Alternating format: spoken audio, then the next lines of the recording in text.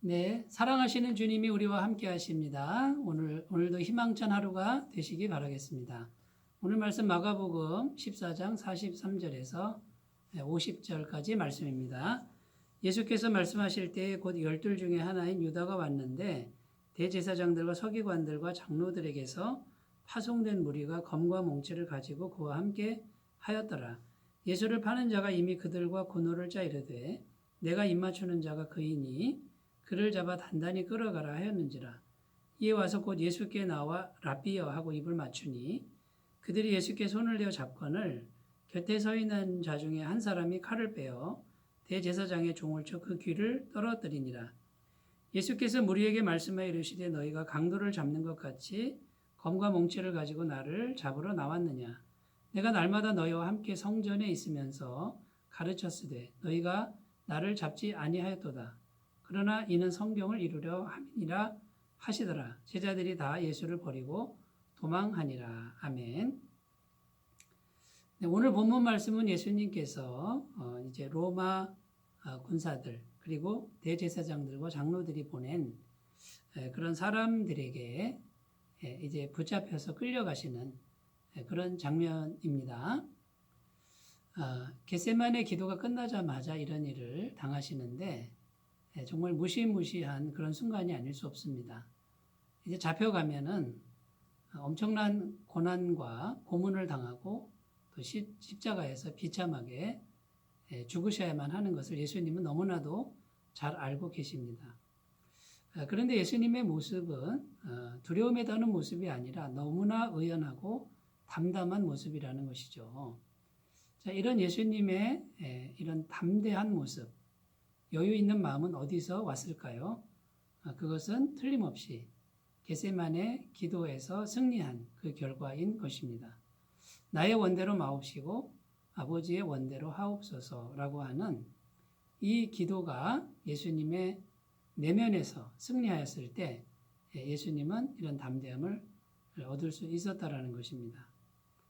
자, 큰 무리가 왔다 그러는데 성경에 보면 약 200여 명 되는 그런 사람들이 검과 몽치를 가지고 왔습니다. 아마 생긴 것도 무시무시하게 생겼을 것입니다. 근데 예수님은 그들에게 의연하게 자신을 맡깁니다. 가룟 유다가 와서 입을 맞출 때 예수님은 배신자를 이미 알고 계셨습니다. 얼마나 가증스러웠겠습니까? 그런데 예수님은 피하지 않고 입을 맞춥니다. 그리고 다른 복음서의 친구여 너의 행할 일을 하라고 이렇게 자신을 내어드리는 그런 모습을 보여주시죠. 오늘 말씀에 제자 중 하나가 칼을 빼서 대제사장의 종을 쳐서 그 귀를 떨어뜨렸다.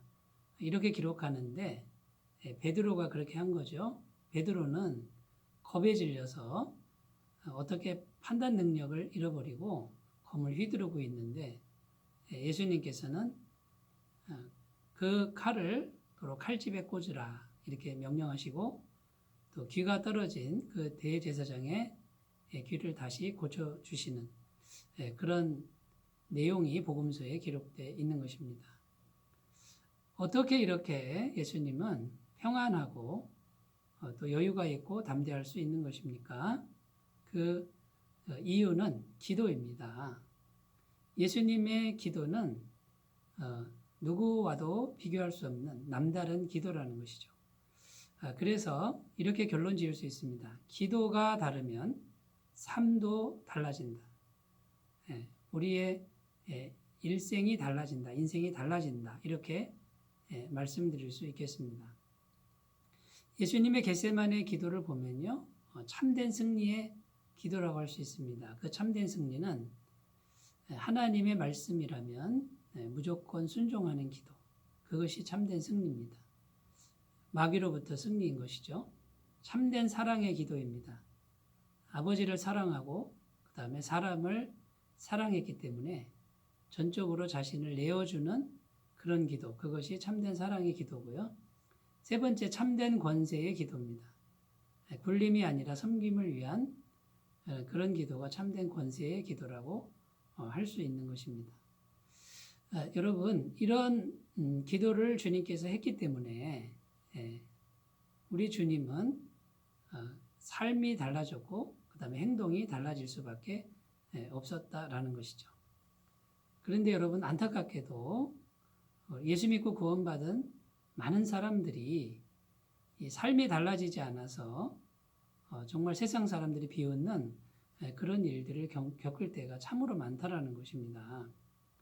어느 날 제가 말씀 묵상 책을 읽는데 중앙아프리카 선교사님들 이야기가 거기 기록되어 있습니다. 이 선교사님들이 사소한 일로 서로 다투고 갈등을 겪었다라는 겁니다. 그런데 중앙아프리카 그 원주민들 중에 예수님 믿은 원주민들이 조용히 찾아와서 선교사님들 이제 우리를 떠나 주십시오. 이렇게 부탁을 하더라는 것이죠. 왜 떠나라고 하는지 그 이유는 당신들의 말을 믿을 수 없기 때문입니다. 당신들은 말로 서로 사랑하고 용서하라고 가르치면서 당신들끼리는 왜 그렇게 하지 않습니까? 당신들이 전하는 예수님의 사랑을 우리가 어떻게 믿을 수 있겠습니까? 이렇게 말을 했다라는 것입니다. 얼마나 부끄러웠겠습니까? 여러분, 우리의 삶이 정말 달라지지 않는 이유는 무엇일까요? 그것은 참된 기도를 드리지 못했기 때문에 그렇습니다. 예수님처럼 말씀이라면 무조건 순종하고 그 다음에요 사랑하기 때문에 무조건 희생하고 그 다음에 굴림이 아니라 섬김을 위한 기도를 제대로만 드렸다 그러면 삶이 달라질 수밖에 없다라는 것입니다. R.A. 토레이 목사님이라고 유명하시죠. 그 목사님께 한 학생이 질문을 했습니다. 선생님, 성경 번역본 중에 가장 좋은 번역본은 무엇입니까? 이렇게 물었습니다. 그때 R.A. 토레이 목사님이 그것은 자네 삶으로 해석된 번역본일세 이렇게 대답했다고 합니다. 이 말은 무슨 말입니까? 성경을 번역하는 게 중요한 게 아니라 삶으로 순종하라 이렇게 말씀하는 것이죠. 여러분 우리가 기도하는 이유는요. 하나님의 말씀에 순종할 수 있는 능력을 달라고 기도하는 것인 줄로 믿습니다. 꼭 그렇게 기도하심으로 기도가 달라지시고 삶도 달라지시는 귀한 은혜가 있으시기 바라겠습니다. 자, 우리가 이제 세 번째 생각해 봐야 될 것은 기도를 통해서 우리의 기도가 달라진다 그 말은 무슨 말입니까? 예수님처럼 순종 그리고 사랑하고 희생하고 섬기는 그런 기도가 달라진 기도이겠죠. 그러면 잘못된 기도는 무엇입니까? 자기가 죽지 않는 기도, 자아가 변화되지 않는, 자기 욕심이 그대로 있는 그 상태에서 하는 기도는 잘못된 기도겠죠. 여러분 가룟 유다를 한번 우리가 생각해 보면 이 가룟 유다는 주님 앞에서 자기 자아가 달라지지 않으니까 어떻게 합니까? 선생님인 예수님, 메시아인 예수님을 은 30에 팔아먹습니다. 영원한 말씀의 가치를 돈으로 환산하는 그런 사람으로 전락할 수밖에 없고요.